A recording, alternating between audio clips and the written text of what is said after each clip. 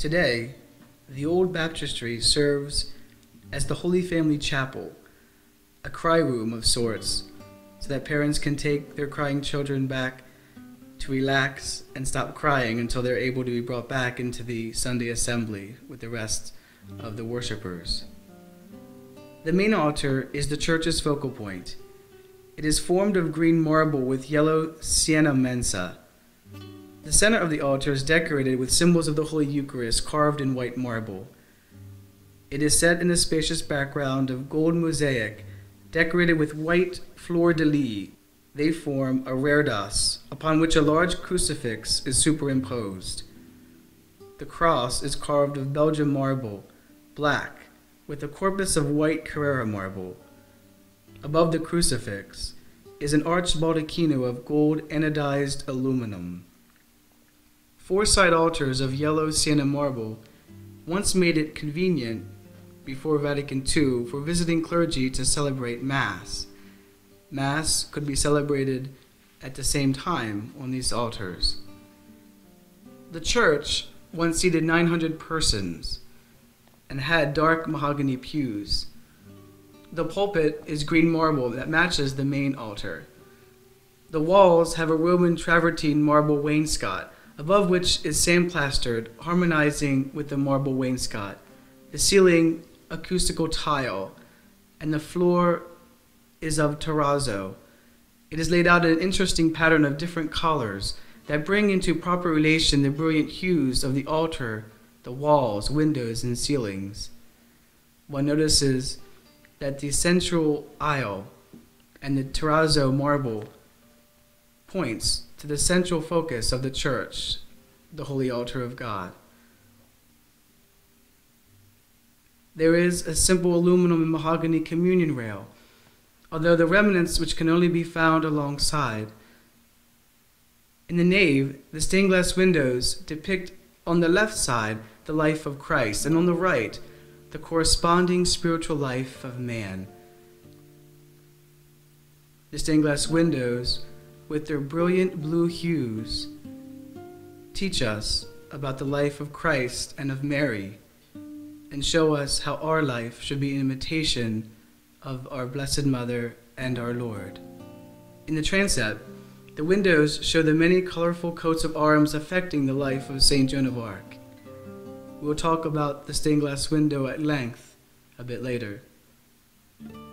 There are 4 confessionals in our parish church, 2 in the back and 2 others in the transept. The Stations of the Cross line the sides and back wall and are hand-carved once again of marble with a gold mosaic background that matched the gold mosaic reredos found behind the altar, contain a concealed base lighting that make prayer and the devotion to the stations, the Passion of our Lord Jesus Christ, a powerful experience. Let's now talk about the stained glass windows, a prominent feature in our parish church. The facade window depicts a composite of 3 saints who once appeared to Joan of Arc. The stained glass window in the facade is the largest stained glass window of the church. Here, St. Michael, St. Margaret, and St. Catherine are messengers from God. These 3 saints appeared to Joan while she was just a peasant girl, leading her armies in battle and while she was in prison. Joan is in the lower right-hand corner of the window, a peasant girl of just 16 years old. As a background for the 3 saints are soldiers who believed in her, these soldiers who fought with her. Across the banner at the top of the window is Jesus and Mary and the fleur-de-lis that was embroidered on her banner. Above is the wreath of palms symbolizing victory, the crown, a symbol of her crowning in heaven, and the Chi-Rho and Nika, representing Christ the Conqueror. In the windows of the transept, there are 4 transept windows on the gospel side, They represent the various shields of heraldic coat of arms, namely Joan of Arc's, France, Reims, Compiègne, Dormay, the place of Joan's birth, Lorraine, which was the province of the town of her birth, and Chinon. Most of these places were where Joan of Arc fought her battles or her trial held, and all the important places in Joan's life. The colorful text that extends across each of the 4 lancet windows are quotations taken from St. Joan of Arc in answer to the judges. In their cubistic style, they are a bit hard to read. I came to the King of France on the part of God, the Virgin Mary and the saints, and the Church triumphant in heaven. I submit myself, my works, all that I have done or shall do.